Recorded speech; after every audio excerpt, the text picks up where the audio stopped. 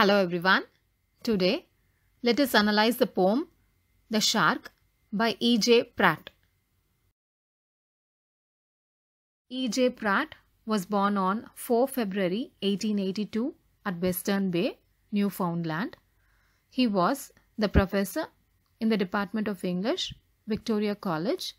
He later became Professor Emeritus of English. His famous works are The Fable of the Goats and Other Poems, Brebeuf and His Brethren, Towards the Last Pike. Pratt was awarded Governor General's Award 3 times for the above works. He was the Fellow of the Royal Society of Canada. He was a member of the editorial board of Saturday Night. The collected poems of E.J. Pratt was edited by Northrop Frye in 1958. Pratt was awarded Canada Council Medal for Distinction in the Field of Literature in 1961. He died in Toronto on 26 April 1964. The poem The Shark was composed during summer in 1922. It was published in January 1923 in the collection Newfoundland Verse. It is a short poem acclaimed for its imagist lyrics. The poet writes about seascape in this poem, which he was familiar from his childhood. Now let us begin the poem The Shark.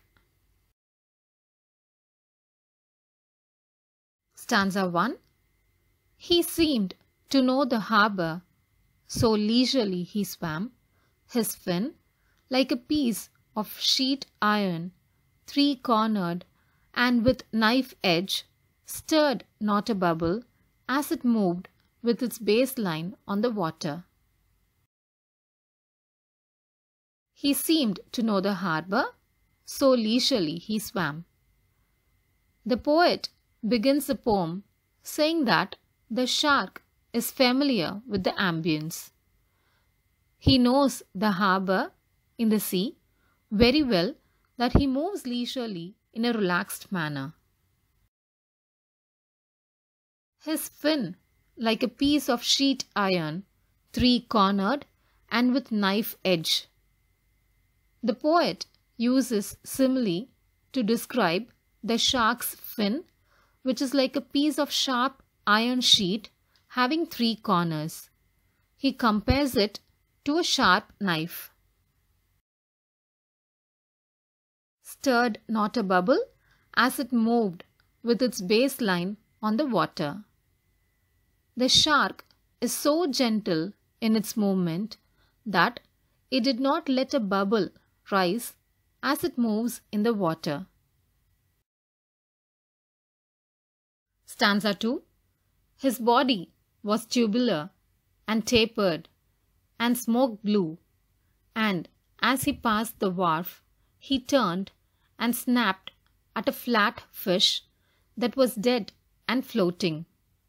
And I saw the flash of a white throat and a double row of white teeth and eyes of metallic grey, hard and narrow and slit.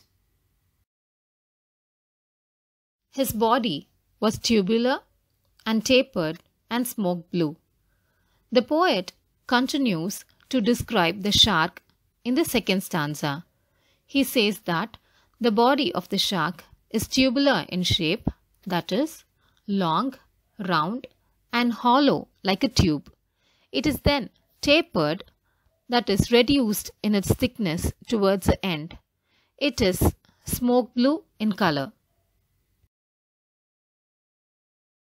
And as he passed the wharf, he turned and snapped at a flat fish that was dead and floating. The shark passed unhurriedly through the wharf where the ships are loaded and unloaded. As the shark turned briskly, it suddenly hit the flat fish that was dead and floating.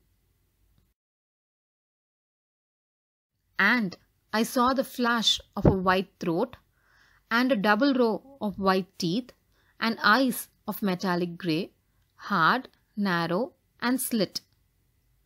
The poet now has the opportunity to see the ferocious shark. He sees its white throat and 2 rows of its white teeth. Its eyes are metallic grey in color, which appears to be hard, narrow, and slit. Stanza 3.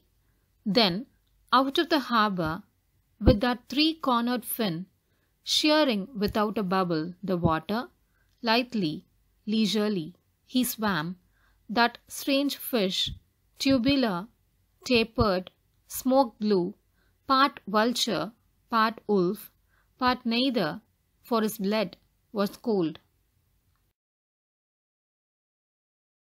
Then, out of the harbour, with a 3-cornered fin, shearing without a bubble, the water, lightly, leisurely, he swam.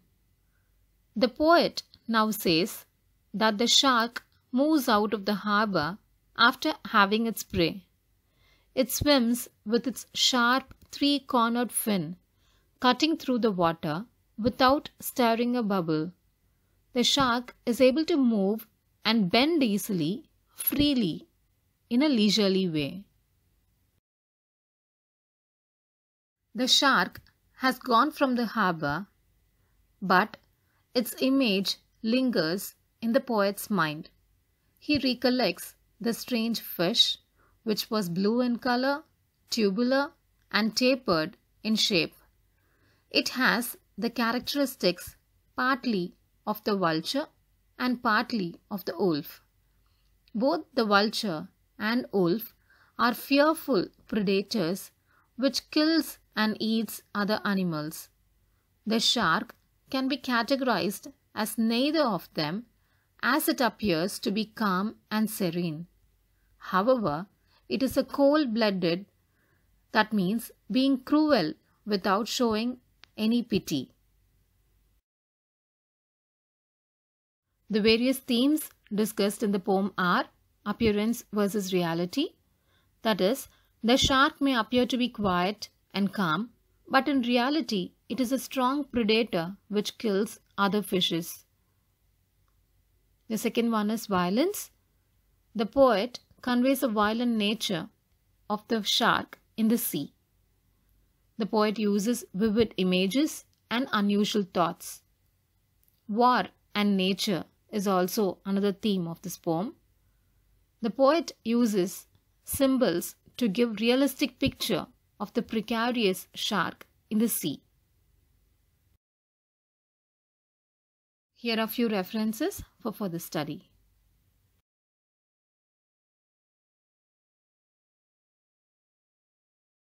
As always, thanks for listening and thanks for your time.